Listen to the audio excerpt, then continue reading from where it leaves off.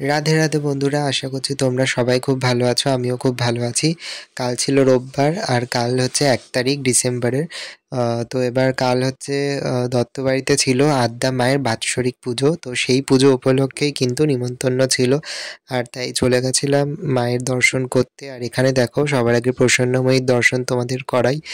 আর হচ্ছে গিয়ে তোমরা জানোই যে সৌহার্দ্যদার বাড়িতে এই কালী পুজোর আগেই কিন্তু প্রসন্নময়ী মায়েরই মূর্তি এসছে, কত সুন্দর করে সাজিয়ে রেখেছে আর কি, দেখো তোমরা।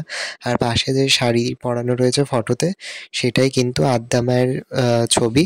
সেই ছবিতেই কিন্তু সৌহার্দ্যদার শাড়ি পরিয়ে মালা পরিয়ে আর কি পুজো করে। তার নিচে রয়েছে রামকৃষ্ণের ফটো, আর হচ্ছে আদ্যা মায়ের উপরে রয়েছে রাধাকৃষ্ণর ফটো।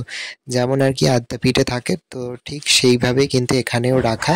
তো তোমরা পুরো ব্লগটা দেখো, আর ভালো লাগলে প্লিজ লাইক করো, শেয়ার করো, সাবস্ক্রাইব করো।